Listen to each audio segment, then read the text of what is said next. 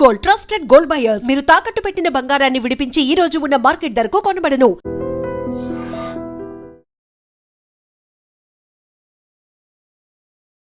నమస్తే, welcome to I dream. Jubilee hills ఎన్నికలు November 11న polling. ఏం జరగబోతోంది, ఏంది ఒక టాక్ ఏముంటుంది అని అంటే, అన్ని ఎన్నికలు వేరు, ఇట్లా ఉప ఎన్నికలు వచ్చినప్పుడు డిఫరెంట్గా ఉంటుంది, కొంత అధికార పార్టీకి ఎడ్జ్ ఉంటుంది అన్న టాక్ ఉన్నప్పటికీ కూడా ఏమో చెప్పలేం, తీర్పు ఎట్లుంటుందో అనేది కూడా చెప్పలేం అనేది కూడా ఒక చర్చ. మాట్లాడదాం. మనతో పాటు ఉన్నారు senior most leader Rajaiah Yadav గారు. సార్ నమస్తే. జూబ్లీస్ ఎన్నికలు ఎవరు చూసినా ఇదే మాట్లాడుతున్నారు సార్. ఇంకా అభ్యర్థిని అయితే ఖరారు చేయలేదు కాంగ్రెస్ పార్టీ. మీ పార్టీ నుంచి కూడా 3-4 పేర్లు వినబడుతున్నాయి, వాళ్ళ పేరు కూడా ఇంకా ఖరారు కాలేదు. మాగంటి గోపీనాథ్ వైఫ్ సునీత మాత్రం ఫస్ట్ నుంచి ఆమెనే పోటీలో ఉంది. సానుభూతి వర్కౌట్ అవుతుందా, లేదంటే అధికార పార్టీ కాబట్టి ఎడ్జ్ వీళ్ళకే ఉంటుందా? ఏమో బీజేపీ అసలు ఎప్పుడు కూడా ప్రాబల్యం చూపలేదు, ఎందుకంటే ఇది ముస్లిం అంటే ఎక్కువ ఓటర్స్ ఉన్నటువంటి ప్రాంతం కాబట్టి ఆ పార్టీకి పెద్దగా ఏముండదు అనేది ఇంకో చర్చ సార్. ఒకటేనమ్మా, ఇప్పుడు ఆయనకు సానుభూతి ఉంటుంది అనేది, సానుభూతి ఉంటుంది, చచ్చిపోయిన వాళ్ళకు కొంత సానుభూతి ఉండే మాట వాస్తవం. కానీ ఆయన బీమార్ అయి చచ్చిపోయింది. ఇవలన్న ఆయనను అకాల మరణం కూడా చెందలే, ఏదో బీమార్ అయి చచ్చిపోయింది. పోతే ఆయనను ఎవరు చంపలే, చంపితే ఖచ్చితంగా వర్కౌట్ అవుతుంది, సానుభూతి వస్తుంది, ఎక్కువ సానుభూతి వస్తుంది.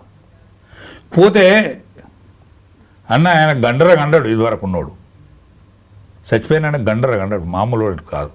ఎట్లా అంటే ఆయన కన్సర్న్లో నడిచేది వ్యవస్థ అంతా, ఆయన కాన్స్టిట్యున్సీలో.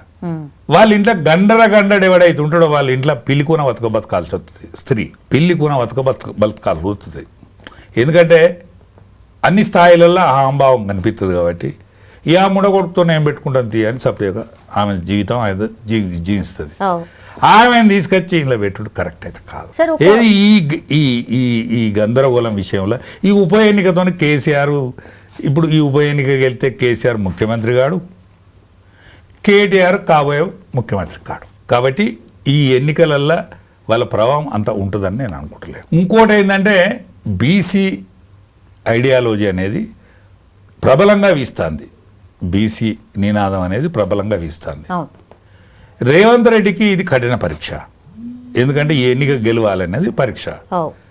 ఎందుకు గెలవాలంటే ఆయన సుస్థిరంగానే ఆయన ఎందుకంటే ఒక్క సీటు తప్ప వాళ్ళకు సీట్లు లేవు. హైదరాబాద్లో ఒక్క సీటు తప్ప ఆయనకు సీట్లు లేవు.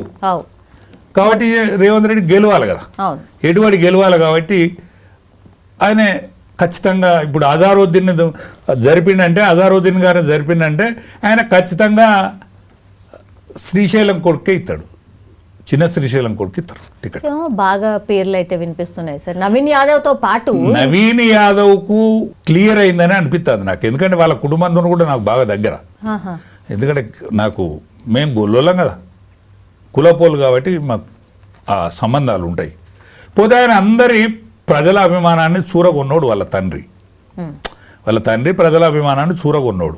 ఎవరికి ఆపద వచ్చినా, ఎవరికి కష్టం వచ్చినా, ఎవరికి బాధ ఉన్నా, మార్కెట్లో ఎవరికైనా ప్లాట్ పంచాయతీ అయినా, ఎవడు ఇల్లు కాల్ చేస్తలేడన్నా, లేకపోతే ఏదన్నా పంచాయతీ ఉన్నా వాళ్ళందరికీ అక్కడికి వస్తాడు. న్యాయం పక్షంలోనే ఉండేటోళ్ళ ఈ అన్ని పక్షాలకు అక్కడికి వస్తాడు ఆయన.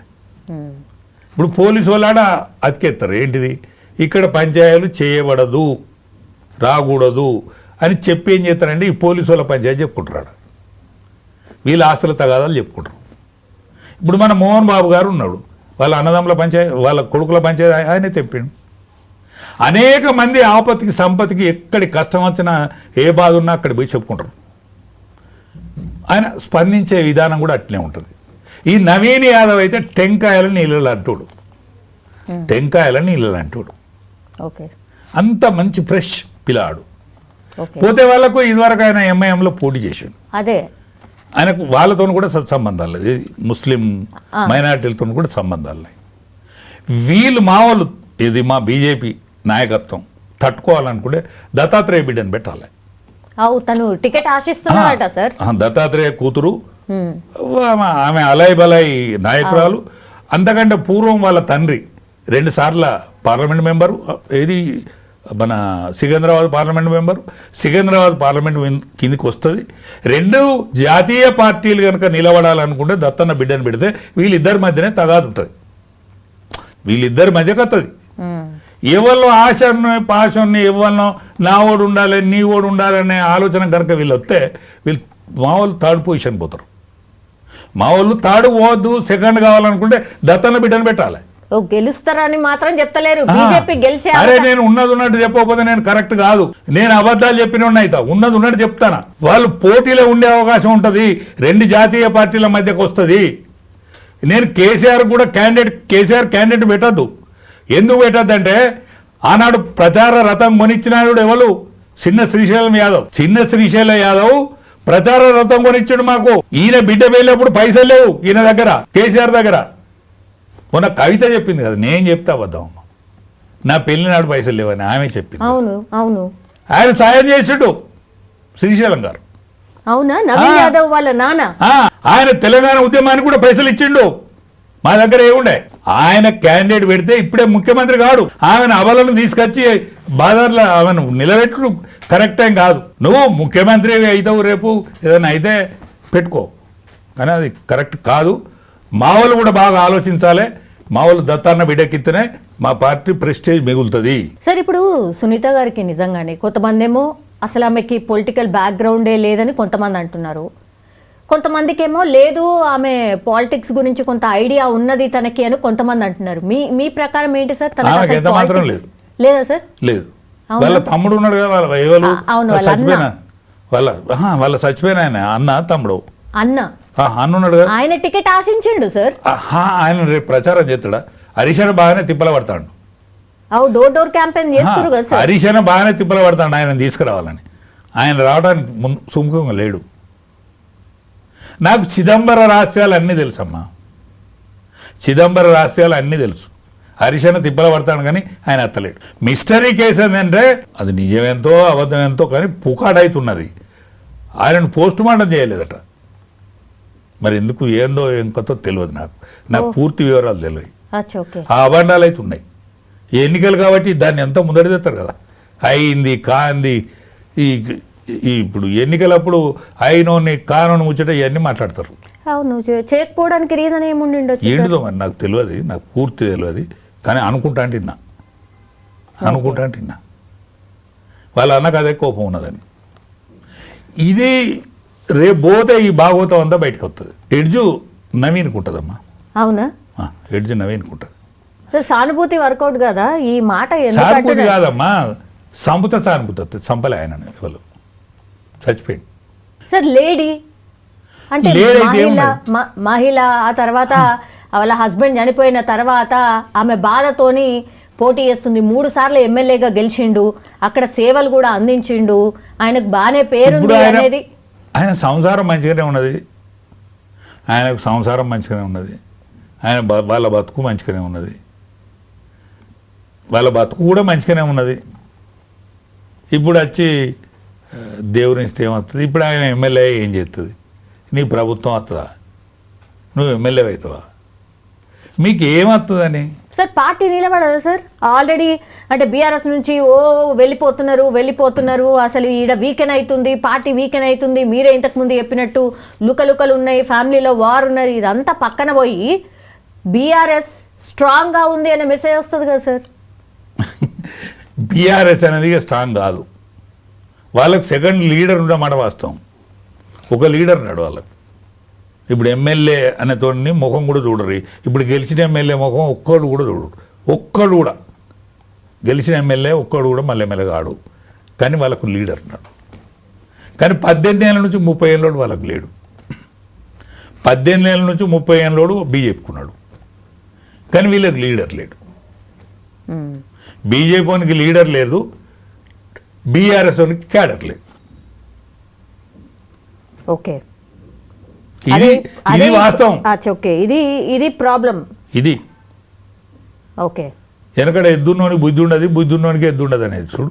కానీ ఏదైనా కష్టమే కదా సార్. మరి ఆ 2 పార్టీలకు కష్టమే కదా. మరి ఒకటే అమ్మా, అసెంబ్లీ ఎన్నికలు వచ్చే వరకు ఇదంతా చదువుకుంటుంది, మళ్ళీ ఇదంతా చదువుకుంటుంది. ఓకే. లీడర్ ఎప్పుడైనా నీడని పట్టుకుంటాడు, నీడెక్కన్నది దరి గట్టిగెక్కన్నది అని పట్టుకుంటాడు. ఇది అసెంబ్లీ ఎన్నికల వరకు, పార్లమెంట్ ఎన్నికల వరకు, ఈసారి జమిలీ ఎన్నికలు అయితే జమిలీ ఎన్నికల వరకు ఖచ్చితంగా ఇది కొత్త లీడర్స్ వస్తారు, కొత్త leadership అలాగే నియోజకవర్గాలు పెరుగుతాయి, మొత్తం డీలిమిటేషన్ అవుతుంది, అవును, ఇదంతా ఇవన్నీ. అవుతుంది. సార్ ఇప్పుడు సెంటిమెంట్ వర్కౌట్ కాదని మీరు ఆల్రెడీ చెప్పేసారు కదా. నిజం చెప్పాలంటే కూడా దుబ్బాకాల అప్పుడు ఎమ్మెల్యే అనిపోతే బై ఎలక్షన్ అయితే ఆ పార్టీ గెలవలే ఒకటి, మొన్న కంటోన్మెంట్లో అయితే అక్కడ కూడా గెలవలే.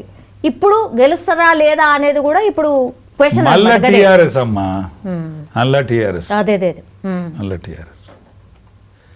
నేను బీజేపీ నాయకులకు అయితే నేను విజ్ఞప్తి చేస్తానా, మీరు దత్తన్న బిడ్డను పెట్టండి. నా మాట ఇంటరో వినరో కానీ మీరు దత్తన్న బిడ్డను పెట్టండి. అట్లీస్ట్ కాంపిటీషన్ అన్న ఇస్తుంది, రెండో పొజిషన్ ఖచ్చితంగా ఇస్తుంది, ఖచ్చితంగా ఇస్తుంది. అసలు ఇప్పుడు ఎందుకంటే competition అలై వలై నాయకురాలు ఆమె. దత్తాత్రేయ గారికి గరీబ్ పేదల పెన్నిది అనేటువంటి పేరు ఉన్నది. ఆ పేరు నిలబెట్టుకోండి. పెద్ద కాంట్రవర్సీ కూడా ఏం ఉండదు, కాంట్రవర్సీ ఉండదు. ఆయనకు అందరితో సత్సంబంధాలు ఉంటాయి. అవును, ఆయన రిటైర్డ్ అయ్యొచ్చిండు, ఇప్పుడు ఆయన కూడా ఉంటాడు వేణుదనుగా. అచ్చా, రిటైర్డ్ గవర్నర్ మా విద్యాసాగరరావు గారు ఉన్నారు. వీళ్ళందరూ కూడా ఒక పెద్ద నాయకులందరూ కూడా వెనుదన్నుగా ఉంటారు. అట్లా ఆలోచించాలని కిషన్ రెడ్డి గారు విజ్ఞప్తి చేస్తాను. ఎందుకంటే కిషన్ రెడ్డి గారే మంత్రి కదా, ఆయన్నే ఫైనల్ చేస్తారట చెప్పడానికి రామచంద్రరావు గారు. కానీ యాక్చువల్లీ ఆయన పరిధి కాబట్టి ఆయన్నే డిసైడ్ చేస్తారు అనేది కూడా ఒక చర్చ. సార్ సార్ మీరు ఓన్లీ నవీన్ యాదవే అని అంటున్నారు. నవీన్ యాదవ్ కాకుండా వేరేలోకి ఇస్తే కాంగ్రెస్ పార్టీ పరిస్థితి ఏంటి? అంటే కాంగ్రెస్ పార్టీ పరిస్థితి ఏమవుతుందంటే, అప్పుడు ఏ వీడోడు వాడు లేస్తాడు, కాంగ్రెస్కు కింది పోతుంది కాస్త. నవీన్ యాదవ్ ఎడ్జ్ ఉన్నది, ఆయన 2-3 సార్లు పోటీ చేసిండు. పోతే వాళ్ళు ఈ వాడకు ఈ జూబ్లీ హిల్స్ ఏరియాలో వాళ్ళకు ఎవరికి ఆపద వచ్చినా వాళ్ళ ఇంటికి ముందట ఉంటారు వీళ్ళు, ఎవరికి కష్టం వచ్చినా వాళ్ళ ఇంటి ఉంటారు వీళ్ళు. కాబట్టి ఆయనకు ఉన్న యాక్సెస్ వేరే వాళ్ళకి లేదు. ఓకే, ఇప్పుడు 1,00,000కు పై చిలికే ఈ ముస్లిం మైనారిటీకి సంబంధించిన ఓట్స్ ఉన్నాయి సార్. వాళ్ళు కూడా గన్ షాట్గా ఆయనకి వేసే అవకాశం ఉంటుంది. ఓకే, కొంత బీఆర్ఎస్ వైపు అంటే బీఆర్ఎస్కు ఛాన్స్ లేదు. ఎందుకు ఛాన్స్ లేదంటే, ఇప్పుడు బీఆర్ఎస్కు ఇక్కడ ఈ హైదరాబాద్ సిటీలో మొన్న వచ్చిన సీట్లు ఏవైతున్నాయో బీజేపీ ఓట్లు చీల్చుకుంటే బీఆర్ఎస్ యువతలకు వచ్చింది. బీజేపీ ఓట్లు చీల్చుకున్నది ఇక్కడ, బీఆర్ఎస్ యువతలకు వచ్చింది తప్ప వాళ్ళకు సహజంగా ఇక్కడ ఇన్ఫ్లుయెన్స్ లేదు. ఇప్పుడైతే మరింత లేదు. ఇప్పుడున్న పరిస్థితులలో వాళ్ళ కుటుంబ కలహాలు, అంతర్గత కలహాలు, దీంతో పార్టీ రంగు వెలిసిపోయింది, రంగు వెలిసిపోయి ఉన్నది. ఇప్పుడు ఆయన కేసీఆర్ యువతలకి రాడు, అంటే యువతల కంటే ఆయన ప్రచారంకి రారంటారా? రాడు, అసలే రాడు. అచ్చా, కేటీఆరే దాన్ని ఎంబడేసుకొని తిరుగుతాడు, ఆయన ఎవరిని దూరనియ్యాడు. హరీష్ అన్న పాపం ఆయన ఇబ్బంది పెడతాను, అంటే అందరు ఇబ్బంది పెడతాను. హరీష్ అన్న లేదో ఎవరు నడవది, కానీ కేటీఆర్ ఆంభావం తగ్గలే. ఆయన మాట్లాడుతా అంటే ఆయన అందగాడు, పాపం అందగాడు, మాట తీరు అంతా మరి కొంచెం ఆయన మాట్లాడుతుంటే మాత్రం ఆంభావం తగ్గినట్టు అనిపించలేదు. ఈ ప్రజలే తప్పు చేసి చెంపలేసుకొని ముక్కు భూమికి రాకి బస్కి లీసి మేము ఎందుకు కేసీఆర్ని ఓడగొట్టుకుంటే అనే తీరుగా మాట్లాడతాడు. అది మంచిగా లేదు. నేను ఏదో పొరపాటు చేసిందనే మాట అత్తలేదు. మేము ఎక్కడనో మీ మనసు నొప్పించినట్టున్నది, అందుకనే మాకు ఈ శిక్ష వేసిన్లు, మేము తెలంగాణను తెచ్చిన వాళ్ళము, అది ఇది అని చెప్పుకుని అంటే ఆ మాట మాట్లాడితే మంచిగుండు. కానీ ప్రజలే తప్పు చేసుకున్నామని అనుకుంటాను, వాళ్ళ దాన్నే చెంపలేసుకుంటాను అని మాట తీరు ఏదైతున్నదో అది ఇంటలేరు జనం. ఓకే, ఇంటాలని నేను అనుకుంటాను, ఎందుకంటే చుట్టూ వాళ్ళు సపోర్ట్ కొడతాను. అది ఓకే. సో జూబ్లీహిల్స్లో 1, 2, 3 ఎవరు ఉంటారు sir? 1, 2, 3 positions as of now. ఇంకా మస్తు రోజులు ఉన్నది, రోజుకో రాజకీయం ఉంటుంది, రోజుకో ఉండదు. కానీ కాంగ్రెస్ పార్టీ మధ్య బీజేపీ మధ్య పోటీ ఉండాలనుకుంటే దత్తన్న బిడ్డ ఉండాలి. ఓకే, లేకపోతే కాంగ్రెస్ పార్టీకి చేతులారా సీట్ ఇచ్చినట్టయితే అంతే. ఓకే, చూద్దాం సార్. Thank you sir. నిజంగా ప్రస్తుతం ఉన్నటువంటి సమాజం దేనికి ప్రయారిటీ ఇస్తుంది?